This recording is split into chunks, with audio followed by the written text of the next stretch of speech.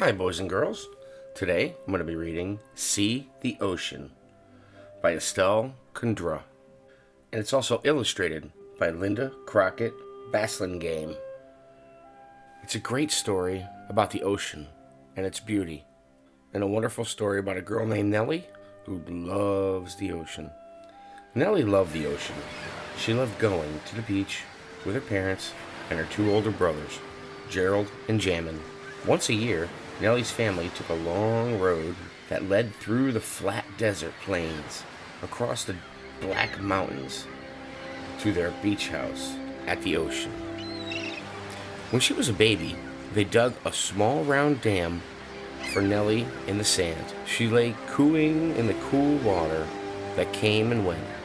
She fingered the grainy sand and kicked and wiggled her toes in the shallow waves that washed into her dam. She never cried when the salt water stung her eyes or when it got sand in her mouth. Gerald and Jamin brought tiny fish in their red and yellow sand pails to Nellie. They collected shells and seaweed and pieces of driftwood for her to touch. Her mother made a beard and eyebrows from the sea foam on Nellie's face, and her father carried her high on his shoulders into the surf. Nellie took her first steps on the beach. She waddled around in a striped bathing suit, stepping on the sandcastle here and slipping and rolling in the sand ditch there. Her skin tanned as brown as the rocks, and her hair bleached as white as the sea foam. She fed crumbs to the squawking seagulls. She tossed pebbles and pools between the rocks, and she laughed at the sound. She hummed and babbled her baby babble into the wind. When she could talk, she asked endless questions about the ocean. How old is it? How big? How deep? What's the color? Why the waves? Why the sound? Her father answered as well as he could, and her mother explained with stories. Each year they loaded their car, and they set out along the road that led through the flat desert plains, across the high Black Mountains, to the ocean, where they had their beach house. Nellie never fought with her brothers for a window seat. She sat happily between them in the back seat, dressing and undressing her doll and listening. She listened to them talking and telling about the things they passed along the road. They played games to while away the hours of their long journey. Nellie never played. First, she was too young. Later, she wanted to be the scorekeeper. She kept the score in her head, always knowing who won and who lost, and by how many points. Every year, when they reached the foothills of the Black Mountains, another game started as they drove up the mountain pass. Gerald and Jamin leaned forward and stretched their necks. They tried to be the first to see the ocean from the top of the mountain. Just a glimpse of the shiny water far below them counted.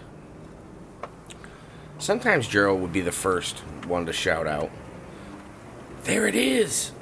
Shining blue between those trees down there." Other times Jamin would be the one to yell first, "There! There are the whitecaps! That means wind is on the ocean."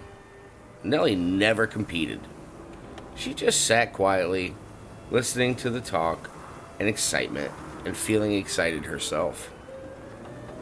One year, as they were driving up the mountain pass, a heavy mist blew in. When they came to the top of the mountain, the mist lay thick around them and across the mountain peaks. It covered the valleys below as far as the eye could see. No one could see the ocean.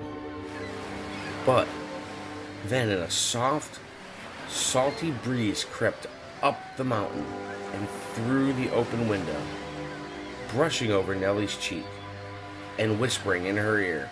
And suddenly, she said, "I see it!" "No fair, Mother." "She can't," complained Jamin. "No one can see it from here today," Gerald joined in. "But I do. I do," insisted Nellie. She's cheating. She can't see it, complained the boys. If she sees it, let her tell us what it looks like, said their father. Slowly, Nellie started. The ocean is an old man born at the beginning of time. He breathes a loud, salty breath, and his beard glows white on the sandy beach. Fish swim in his long, wavy hair. On his head, he wears a crown of pearls. On his feet, he wears shoes of shells. Sometimes the wind blows his hair about in a big, wild wave. Then he gets angry, and he roars, and he hisses and spits. When the sun shines, he laughs and gurgles and prattles in the rock pools. He smiles a wide silver and green smile on the beach. On his shoulders, he carries ships and boats. But at night, he's more beautiful than ever. At night, he wears a black, silvery gray coat with moons and stars sprinkled upon it. Every night, before he goes to sleep, he pulls a soft, misty blanket over himself. For a long while, no one spoke. They just looked and looked at Nellie. Then Nellie's mother turned around in her seat and stroked Nellie's cheek. Jammin grumbled, "It's still not fair. How could she see through the mist when we can't? She can't even see," said Gerald. "Now, boys, stop that," said their father in a thick voice. And their mother said, "Listen and pay attention. Though your sister's eyes are blind, she can still see with her mind." Nellie smiled to herself as she thought how very much she loved the ocean.